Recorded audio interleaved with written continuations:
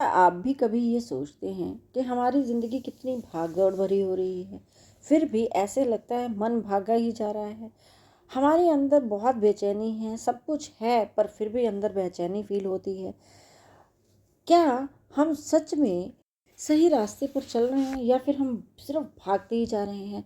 संगत जी, आज हम जिस विषय पे बात कर रहे हैं वो है 5 अप्रैल को जम्मू में हुए हजूर जी के सत्संग की।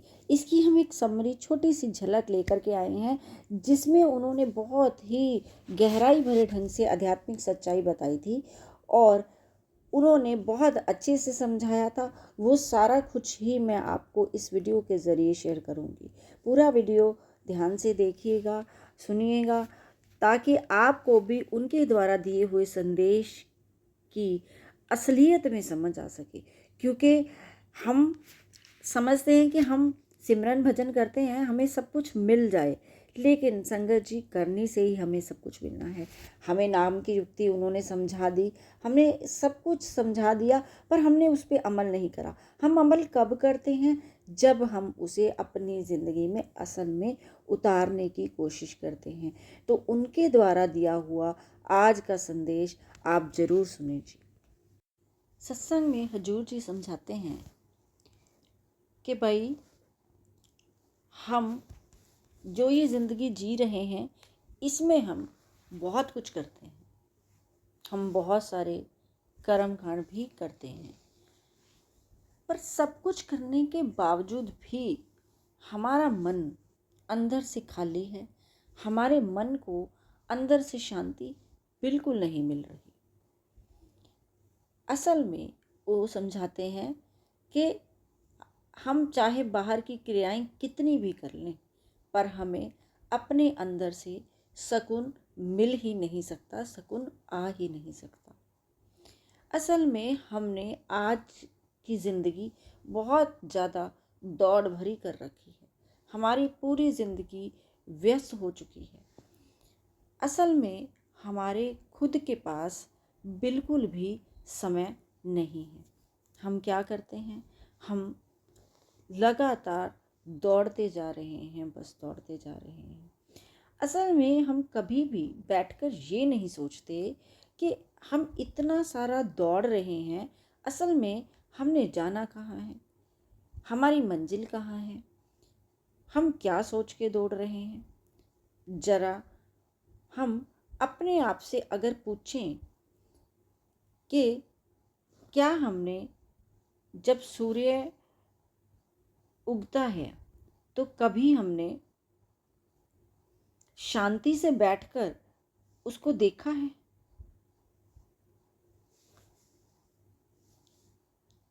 क्या हम रात को जो तारे होते हैं उनको सुकून से बैठकर देखते हैं?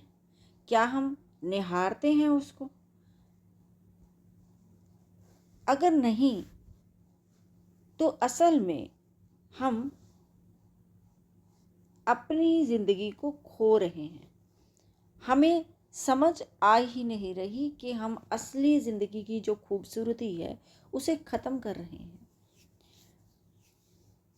हजूर जी ने कल बहुत ही सुंदर एक उदाहरण दिया था कि पानी को अगर आप मथने लग जाओ ये सोच के कि इसमें से मक्खन निकलेगा, फिर आप जितना मर्जी मथ लो, मक्खन नहीं निकलेगा। ठीक है? इसी तरह से अगर हम बिना समझे सिर्फ किसी काम को करते ही जाएंगे और हमें पता ही नहीं हमने क्यों करना है इसे, तो हमें असली में इसका फल नहीं मिलेगा, ना ही हमें समझ आएगी। ठीक है? अब उन्होंने कहा वाणी को समझने की ज़रूरत है, उस पर हम चलें, वही असली सच है, और अपने जीवन में उस वाणी को उतारने की कोशिश करनी है, नहीं तो कोई फ़ायदा नहीं मिलने वाला। उन्होंने एक और अहम बात की। उन्होंने कहा हर दिन हमारा जो जीवन है वो बीतता ही जा रहा है। और इस हर एक दिन के बीतने की वजह से जो अंत है हमारा बहुत नज़दीक आता जा रहा है। अगर आज भी हमने उस समय की कदर नहीं करी तो हमें बाद में पछताना पड़ सकता है। इसलिए उन्होंने समझाया कि भाई इस बात को अच्छे से समझो कि ये दुनिया हमारा असली घर बिल्कुल भी नहीं है। उन्होंने कहा हम यहाँ पे ऐसे ही रहते हैं जैसे कि यहाँ से अपने देश से कोई व्यक्ति बाहर के देश में चला जाए और वो पराया होके पराये देश में रह रहा है, और जहाँ उसे खुशी भी मिल रही है और उसको दुख भी मिल रहा है, लेकिन वो जगह उसका स्थायी घर नहीं है और बिल्कुल भी उसका ये स्थायी घर नहीं है। वो वहाँ पे मेहमान है जैसे कि हम यहाँ पे मेहमान हैं। इसलिए हमने ये समझना है कि ये संसार जो है ये अस्थाई है, पर हमारे में एक कमी है। हम इसे ये मान के बैठे हैं कि यही हमारा घर है, क्योंकि हमने अपने आप को सीमित कर लिया है। हम इस शरीर को ही सब कुछ समझे बैठे हैं और हम इस शरीर के साथ हमेशा के लिए जुड़ने की बात समझते हैं कि हम हमेशा के लिए इसके साथ जुड़े हुए हैं। पर असली सच्चाई किसी को नहीं पता। वो बहुत ज़्यादा गहरी है अगर हम समझने की कोशिश करें कि हम कोई शरीर नहीं है। हमारी असली पहचान क्या है? आत्मा। जैसे कि उन्होंने उदाहरण दी, गाड़ी इंजन के बिना नहीं चल सकती, वैसे ही जो शरीर होता है वो भी आत्मा के बिना नहीं चल सकता। इसलिए आत्मा और परमात्मा का जो रिश्ता है वो बहुत गहरा है। जैसे लहर समुंदर से कभी अलग नहीं होती, जैसे किरण जो होती है वो सूरज से कभी अलग नहीं होती, वैसे ही हम भी कभी परमात्मा से अलग नहीं हो सकते। और हम ये बिल्कुल अच्छे से समझें कि हम परमात्मा का ही एक अंश हैं।